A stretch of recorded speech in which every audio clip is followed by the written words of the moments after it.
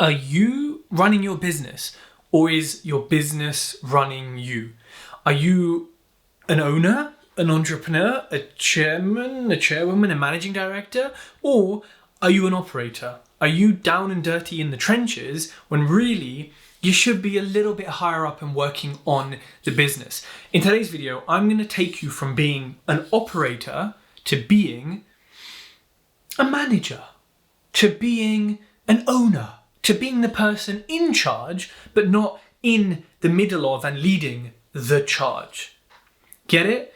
I'm going to show you some stories from my time doing a little bit of both, how I transitioned to becoming the owner, not the operator, and getting myself out of those trenches, and how you can too. Because I promise you, by staying in those trenches, you think you're saving money, you think you're increasing your profit margins, but your profit in life, your health, your ability to focus and grow and cope with that, say hello to burnout. Right. The shift from operator to owner is not an easy one, because technically you're always the owner, right? But let's look at owner as someone who isn't in the business, isn't stacking the shelves, isn't opening the shop up, isn't packaging boxes and sending them out. Now, as an entrepreneur, you are going to have this role at the start. If you start a business, or you can buy one like me, I bought 3 businesses in the last 12 months, £1 million of turnover acquired with, you guessed it, 0 of my own money. But I can teach you how to do that. But let's say you're going to start from scratch, which I've done as well. You are going to be an operator for a certain amount of time. Of course you are. But there comes a point where you don't need to be. And this is a choice, by the way. Some people are happy to be operators and to run their business, at a certain level for however long, and they're happy to do that.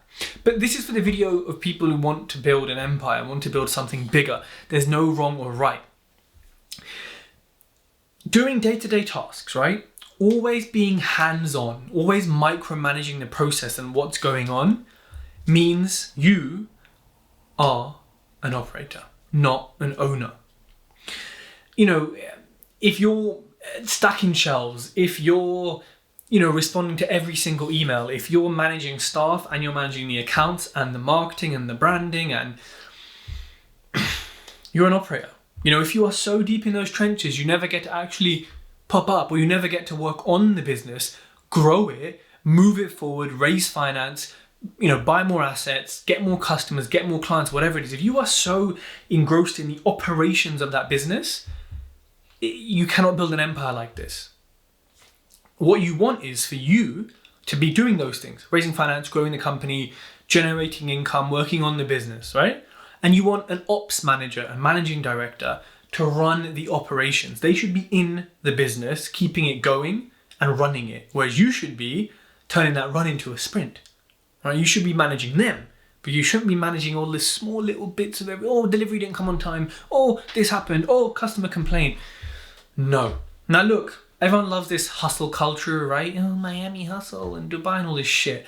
And again, that's fine at the start, but there is a balance of becoming someone who isn't tied down to your business and can go on holiday and doesn't need to worry about things and doesn't need to be, ordering things like, I don't know, the little notebooks for staff. Why isn't someone else doing that? Now, of course, you need to have income. You need to have enough business income to hire someone. You don't just do it at the start. So you need to work out when the right point is for your business, something you do by yourself or with a business coach, whatever. Now, sometimes you don't realize you're in this operator mode, right? And if you're the first one to arrive, the last one to leave, you're the only one who knows where the spare keys are, only you know the process to this, only you know how to order this, all your suppliers have relationships with you, all your customers have relationships with you. This is, you are too deeply embedded. Now look, people need to know it's you and it's your business, and of course they're going to have these relationships. But in order for you to break free and manage the business as a whole and grow it, once you reach a certain scale, these things need to transfer to your team and to your staff, and potentially to your company brand as well. Now, this mindset of being an operator will lead to burnout.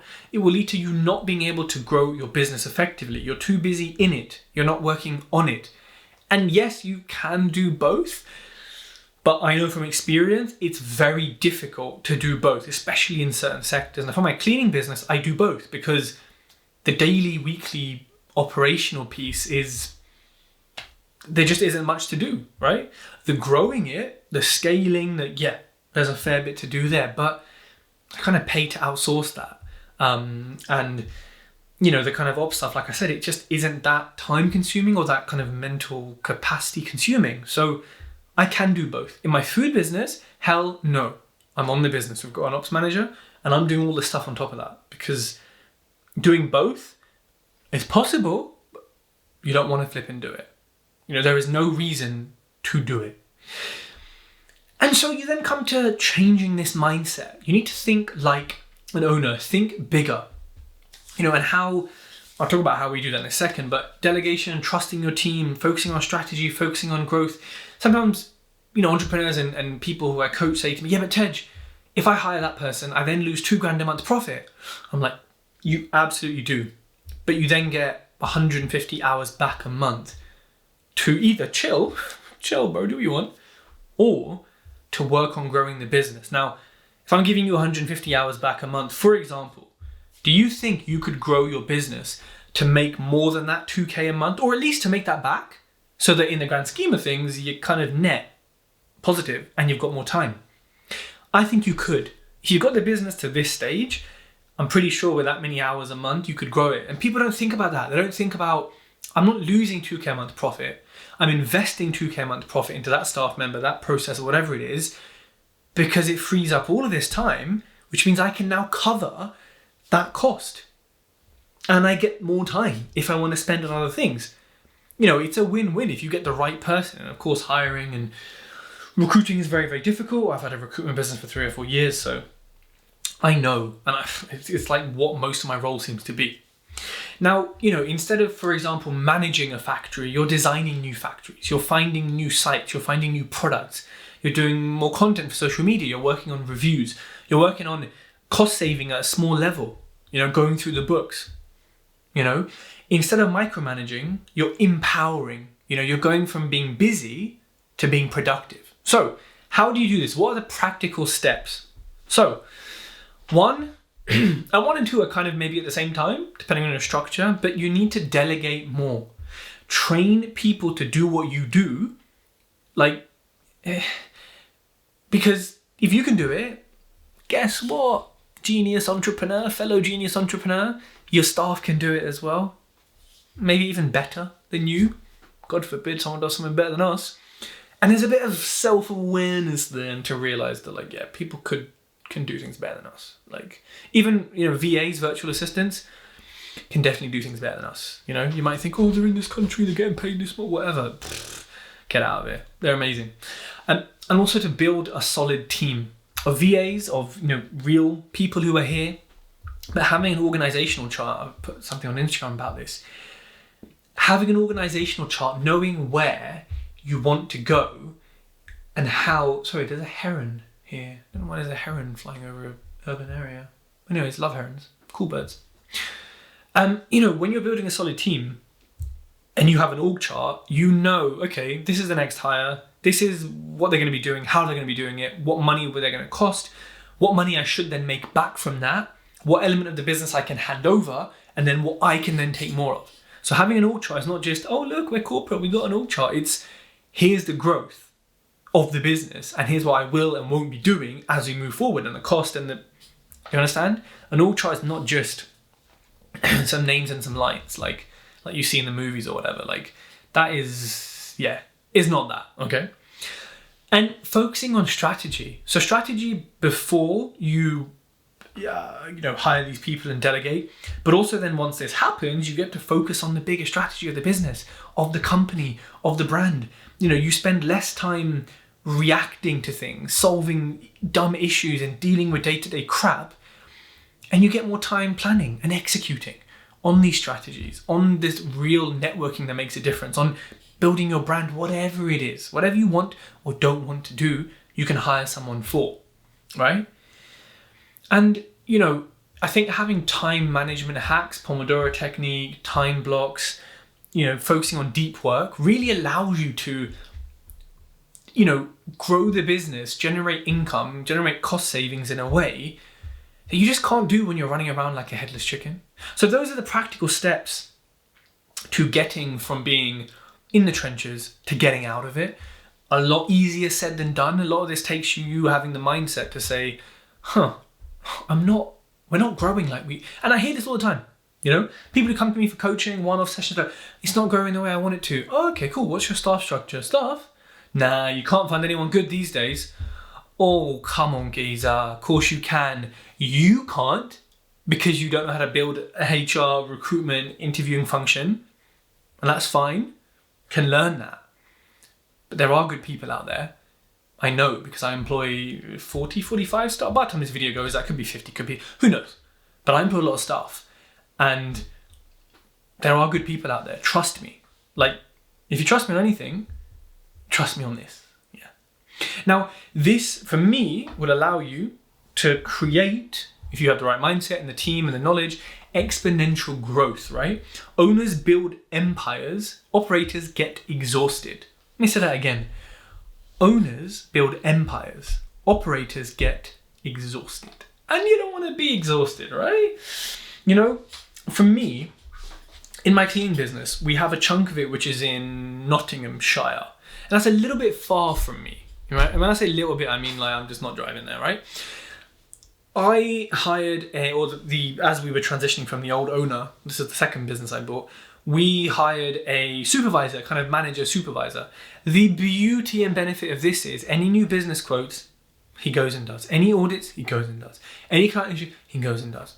Okay, I have to pay mileage. I have to pay hourly rate. More than happy to. You know why? Because you know what my hourly rate is? It's a lot fucking higher. Do you know what my mileage is in a 6.2 litre AMG V8, naturally aspirated? I bet it's a lot higher given it's like 14 miles per gallon. You get my drift. I'm net positive. I'm sitting here and stuff is happening in the business. And he actually won a client the other day as well. If I give a commission as well, great. All of this is cheaper than me doing it. And I understand that as an entrepreneur, as an owner, that it's not all about me doing everything, me doing this, saving cost. Oh, I could go there and, technically it's only my time, so there's no cost. Yo, my time has an expensive cost. You know that. I know that. And for me, that's a shift. Now, as I said before, the other things like ordering chemicals and like sorting out cover cleaning, things like that, it just doesn't happen enough that it's worth outsourcing to someone. So it's very hard to hire someone that only works literally as and when they get work. So actually, there is a massive cost saving there in me being an owner operator. But the very nature of this business means I'm not in the trenches. And if I am, not really a trench, it's a bit of a divot in the ground because it ain't that deep. Yeah, let that sink in. Huh. You know what I'm saying? So, but like I said in my food business, I'm not running it day to day. Yeah, I might pull a shift in the kitchen because I enjoy it and I want to understand and I want to see how it's different in a commercial kitchen to a non. And I've done that before and I'll still keep doing it because I actually enjoy it. And it kind of shows the team in a small business something, right? Yes, I don't clean up my own mess. Okay, fine. Yeah, I ain't paid enough to do that. Okay. And so for me, making that shift where appropriate and where applicable. And, some of the warning signs will be we're not growing. I'm exhausted. I'm giving it everything I can, but we're not growing. But we're making good money. That is a warning sign of, okay, carry on. And this is your situation. You'll burn out, whatever, fine. Everyone thinks they won't, but like, you're not that special. I'm not that special. Like, it will happen. We're human. You're not David Goggins. There's like, not many people like him. Or it's time to grow, shift, adapt, and change the way it's structured to make your life easier. There is no wrong or right necessarily, but you really need to think about yourself and your longevity. And, if you're a builder, for example, you're on the tools, how long do you want to be doing this? Yeah, you save the cost of not having a PM and it saves you X thousands of pounds a month. But how long do you want to be breathing in all that toxic crap and injuring your back and doing this and doing that? Every builder I know who's retired fucking limps around the place like they're 50 Cent. They've probably been shot as many times as him, cowboys.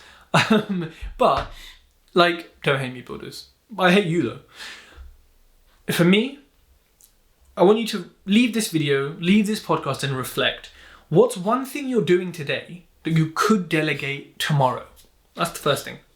Secondly, let me say that again, sorry. What's one thing you're doing today that you could delegate tomorrow? And then it becomes a question of who, not how. Go read that book, and then you can work out how to do that. The second thing I want you to think about is, what role is needed next in my business? Whether that's now, in a month, in a year, in 2, what role or roles are needed next in my business? Take this away with you. Write this down, leave it in the comments below so it's imprinted on the internet forever, right? Make sure you hit subscribe, people. This is my going crazy on YouTube, 30 and 30 videos, podcast madness. And if you're interested in working with me, click the link in my description and see what happens. Might change your life. Only if you are willing to change your life.